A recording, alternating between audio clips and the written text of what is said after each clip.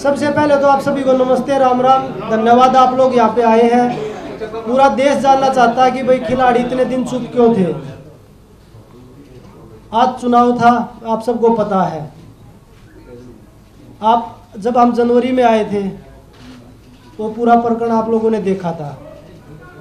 उसके बाद ओवरसाइड कमेटी बनाई गई।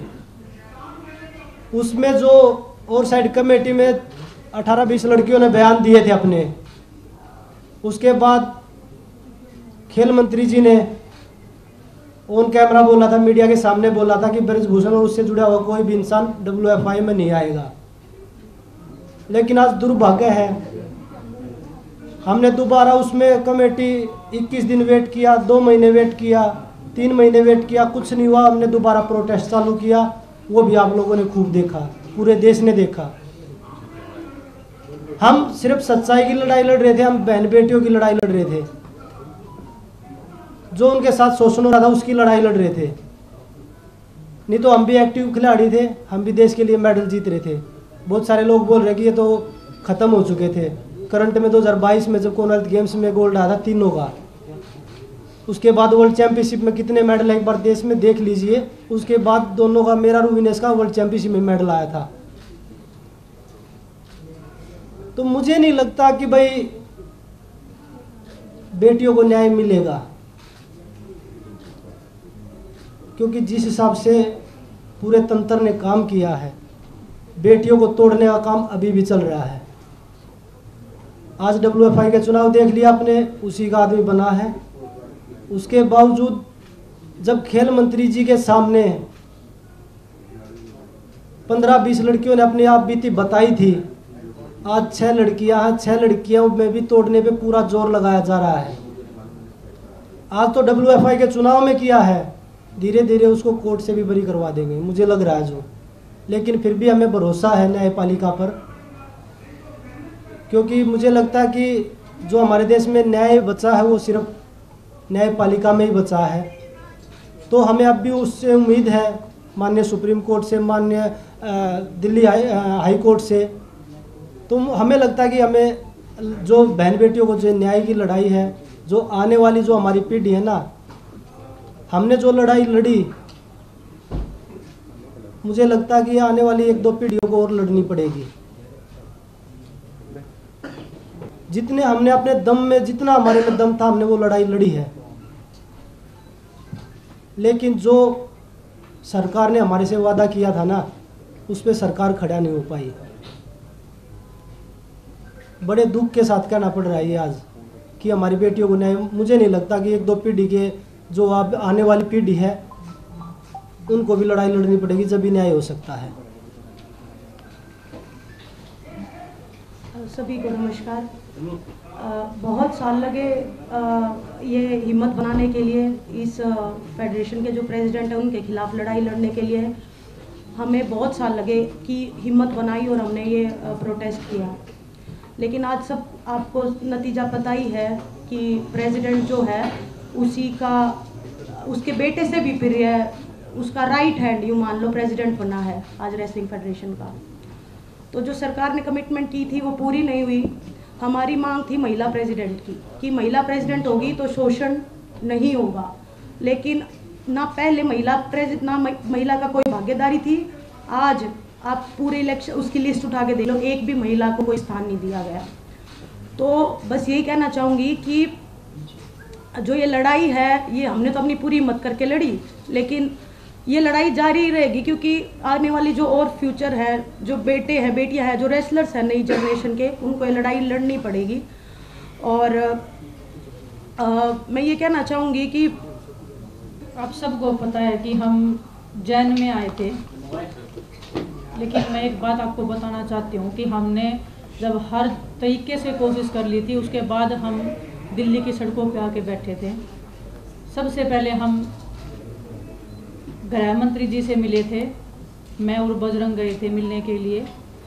हमने उनको इस बारे में बिल्कुल अवगत कराया था, क्लियरली हमने नाम लेके लड़कियों का बताया था कि किसके साथ में क्या क्या हुआ है। प्लीज़ आप इसको देखिए और प्लीज़ हमारी रेसलिंग को आप बचा लीजिए, क्योंकि अभी अंत हो रहा है। उन्होंने मैं बोला था कि 30-40 दिन का टाइम मुझे दीजिए, उसके बाद में मैं करता हूँ और आप निश्चिंत रहिए, हम जरूर इसमें कुछ करेंगे। 3-4 महीने वेट करने के बाद में हम जंतर मंतर पे आए थे, हमने लड़ाई लड़ी थी, जो आप सब देख रहे हो, पूरे देश को पता है। आज जो फेडरेशन का जो अध्यक्ष बना है संजय सिंह, स्टार्टिंग से वो लोग बोल रहे थे कि हम बनेंगे, हमें पता थी, उसकी पावर पता है, उसका पोजीशन पता है, लेकिन दुख होता है कि देश में ऐसे लोगों को स्थान मिल रहा है, पद मिल रहा है। ब्रजभूषण का राइट हैंड है, उसके बेटे से भी ज़्यादा खास है, उसको प्रेसिडेंट में आना मतलब आने वाली लड़कियों का जो भविष्य है उनको फिर से शोषण का शिकार होना पड़ेगा, और जो चीज़ें पर्दे के पीछे होती आई हैं वो खुले में होगा। और दुख होता है हमें इस बात का कि हम इतनी लड़ाई लड़के भी हम कोई सुधार नहीं कर पाए हमारी रेसलिंग में। आने वाले बच्चों के भविष्य के लिए जो हम लड़ाई लड़ रहे थे उसमें हम कामयाब नहीं हो पाए। हमें नहीं पता हमारे देश में न्याय कैसे मिलता है। सड़क से लेके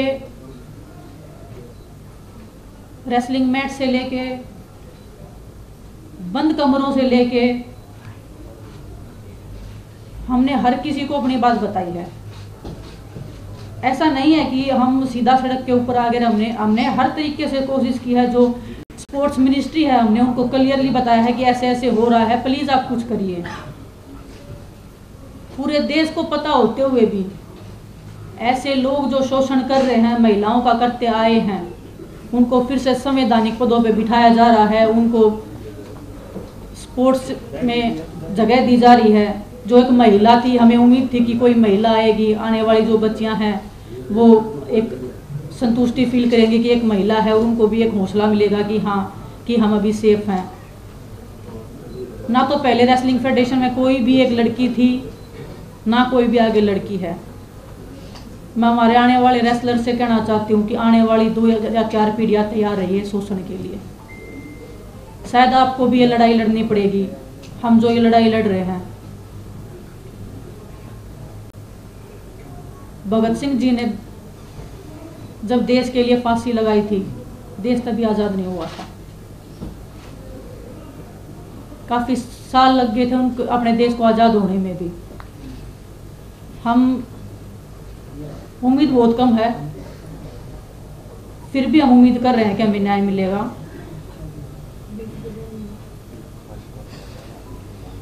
लेकिन बड़ी दुख की बात आज हमारे रेसलिंग का जो भविष्य है वो अंधकार में है। हमें नहीं पता कहाँ पे अरदास लगती है, किसके सामने जाके हम अपना दुख बताएं।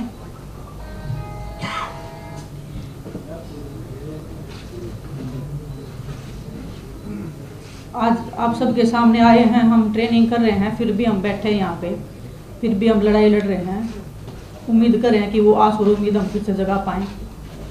मैं आपको बताऊं, सरकार से ना तो हमारी पहले लड़ाई थी, ना हमारी आज लड़ाई। हम एक व्यक्तिगत आदमी के खिलाफ लड़ रहे थे जो बच्चियों का, लड़कियों का शोषण कर रहा था, बहन बेटियों का। उसने अपनी पावर से हर तरीके से कभी उसको राजनीति मोड़ दिया, कभी जातिवाद का मोड़ दिया, कभी उसने हरियाणा यूपी का मोड़ दिया, क्योंकि उसके पास पावर है। और वो आप सब ने देख ली, हमने भी देख ली। जो हमारे से जितने भी लोग जुड़ रहे हैं प्रोटेस्ट से, चाहे वो हमारे कोचिज हैं, चाहे वो हमारे खिलाड़ी हैं, चाहे उसमें हम हैं, किसी का भी अब आगे भविष्य सेफ नहीं है। किसी के साथ भी कोई भी घटना, चाहे वो कार एक्सीडेंट लगा लीजिए, चाहे वो कोई भी A to Z कैसे भी आरोप लगा लीजिए, वो लगने शुरू हो जाएंगे आगे। क्योंकि हम सब ने, पूरे देश ने उसकी पावर का, उसका जो तंत्र है, जो काम कर रहा है उसके पीछे, वो सब ने देख लिया है। जिस तरीके से वो लोगों में अपना भ्रम फैला रहे हैं, लोगों को तोड़ने की। जब 20 लड़कियां स्टार्टिंग में आई थी, उनमें उन्होंने 6 छोड़ी, उनके भी पीछे एक एक करके सबको तोड़ने लग रहे हैं। तो इससे बुरा दौर क्या होगा देश के लिए। और मुझे नहीं पता, वो न्याय विनेश भी बोल रही थी, साक्षी बोल रही थी कब मिलेगा। ये लड़ाई चलो हम लड़े, हम नहीं जीत पाए, लेकिन ये लड़ाई किसी न किसी को, जो आने वाली पीढ़ी उनमें, उनको भी किसी न किसी को लड़नी पड़ेगी। विनेश ने बताया भगत सिंह को जब फांसी हुई थी तो उसके 20-25 साल बाद हमें आज़ादी मिली थी, लेकिन पता नहीं कुश्ती से आज़ादी हमें कब मिलेगी। अब हमारी रेसलिंग का कैरियर, हमें नहीं लगता कि आगे हम रेसलिंग कर पाएंगे या नहीं कर पाएंगे, क्योंकि जब उसी के लोग आ रहे हैं, वो उन जो बच्चे हैं जो उनके खिलाफ लड़ाई लड़ रहे थे, इतनी हिम्मत जुटा के वो आगे आए थे, इतने साल लग गए उनको ये हिम्मत जुटाने में। जो हमारे देश की जो गांव में, जो देहात में महिलाएं हैं, वो इस शोषण से गुजरती होंगी, तो वो भी तो देखती होंगी कि हम किसके सामने आवाज़ रखें। जब हमने पूरे देश के सामने, पूरी सरकार के सामने सारी चीज़ें खोल के रख दी, उसके बाद भी न्याय नहीं मिला, तो वो बहन बेटियां किसके सामने रखेंगे अपनी बातें। हमारे देश में मुझे नहीं पता कि राजनीति कैसे होती है, पर आज देख रहे हैं ना, सिर्फ जातिवाद, धर्म हो रहा है, धर्म यही होती है। मैं अपनी खुद की बताता हूँ, खिलाड़ी की क्या जाति होती है। हम अखाड़े में बैठ के एक थाली में रोटी खाते हैं, हमें जाति किसी की नहीं पूछते कि आपकी क्या जाति है, आपका क्या धर्म है। अगर मैं देखने लग जाऊँ, जो मेरा पर्सनल ट्रेनर है वो मुस्लिम है, जो मेरा फिजियो है वो बनिया है, तो मैं तो ये ऐसे सोचूँ कि भाई नहीं, हम तो किसी और को लेके आएंगे, उनके साथ हम एक ही थाली में रोटी खाते हैं। तो वो खिलाड़ियों को बता रहे हैं कि भाई जातिवाद हैं, ये पॉलिटिक्स कर रहे हैं। मैं आज पूरी मीडिया बैठी है देश की, अगर हम तीनों में से कोई भी किसी पार्टी के टच में हो या किसी पार्टी को ज्वाइन करना चाहता हो, कभी नहीं मिलेंगे हम आपको, किसी भी पार्टी के साथ नहीं मिलेंगे।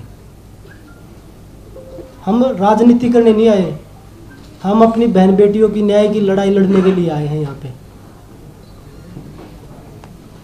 तो वही बताया, जो आगे जो हमारे साथ जुड़े हैं, जितने भी लोग हैं, बहन बेटियां हैं, उनके साथ किसी के साथ कुछ भी हो सकता है आगे भी।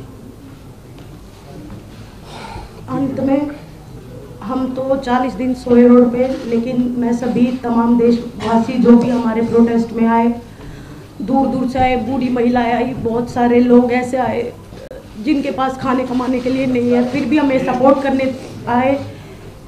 हम नहीं जीत पाए, पर आप लोगों का बहुत बहुत धन्यवाद। और एक बात और कहना चाहूँगी कि लड़ाई लड़ी, पूरे दिल से लड़ी, लेकिन अगर प्रेसिडेंट बृजभूषण जैसे आदमी जैसा ही रहता है, उसका बिल्कुल सहयोगी है, उसका बिजनेस पार्टनर है, वो अगर इस फेडरेशन में रहेगा, तो मैं अपनी कुश्ती को त्यागती हूँ और मैं आज के बाद कभी भी आपको वहाँ नहीं दिखूंगा। तो बस सभी देशवासियों को धन्यवाद जिन्होंने आज तक इतना मेरा सपोर्ट किया और मुझे इस मुकाम तक पहुँचाया। धन्यवाद।